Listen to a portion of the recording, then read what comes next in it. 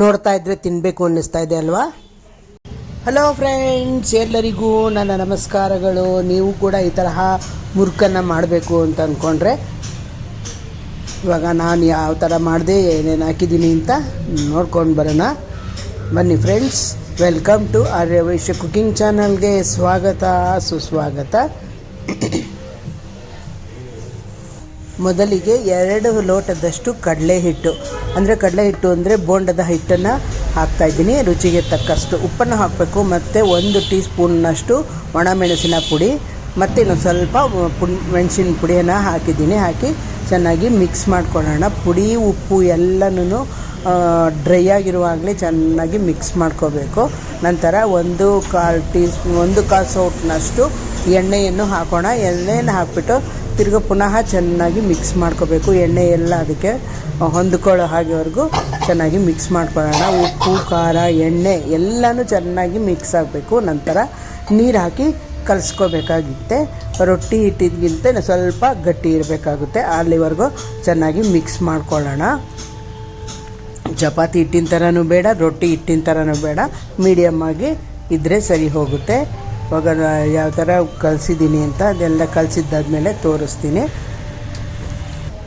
ನೋಡಿ. ಈ ತರಹ ಕಲಿಸ್ಕೊಂಡಿದ್ದೀನಿ. ಇವಾಗ ಕಲಿಸ್ಕೊಂಡಿದ್ದಾದ್ಮೇಲೆ ಈ ಚಕ್ಲಿ ಮಾಡೋದು ಹೋಳು ಇರುತ್ತಲ್ಲ, ಇದು ಖಾರ ಪೀಠ ಅಂತಾರೆ, ಇದು ಆ ತರಹ ಇದ್ರೊಳಗೆ ನಾವು ಇದನ್ನು ಡೈರೆಕ್ಟಾಗಿ ಬಾಣಲಿ ಒಳಗೇ ಬಿಡಬೇಕಾಗುತ್ತೆ. ಇವಾಗ ನಾನು ಬಾಣಲಿ ಒಳಗೆ ಬಿಟ್ಟು ತೋರಿಸ್ತೀನಿ. ಇವಾಗ ಎಲ್ಲ ಮಾಡ್ಕೊಂಡಿರೋದಾಗಿದೆ.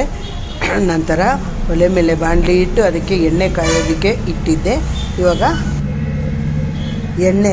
ಎಣ್ಣೆ ಕಾದಿದೆ, ಅದಕ್ಕೆ ಡೈರೆಕ್ಟಾಗಿ ಅದರೊಳಗೇ ಒತ್ತಡ ನೋಡಿ. ಇವಾಗ ಅದರೊಳಗೆ ಮುರುಕನ್ನು ಬಿಡ್ತಾಯಿದ್ದೀನಿ.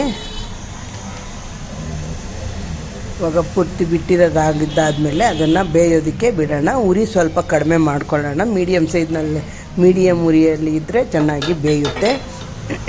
ಇವಾಗ ಒಂದು ಕಡೆ ಅದು ಬೆಂದಿರೋದಾದಮೇಲೆ ಅದನ್ನು ತಿರುವಾಕಬೇಕಾಗುತ್ತೆ ನೋಡಿ. ಇವಾಗ ಒಂದು ಕಡೆ ಬೆಂದಿದೆ. ಇವಾಗ ನಾನು ಅದನ್ನು ತಿರುವಾಕ್ತಾಯಿದ್ದೀನಿ. ತಿರುವಾಕ್ಬಿಟ್ಟು ಕೂಡ ಒಂದು ಸ್ವಲ್ಪ ಬೇಯಬೇಕಾಗುತ್ತೆ.